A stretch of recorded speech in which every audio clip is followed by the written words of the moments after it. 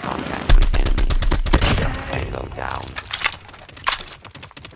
Need backup. UAV recon ready for deployment. Enemy contact. In sight.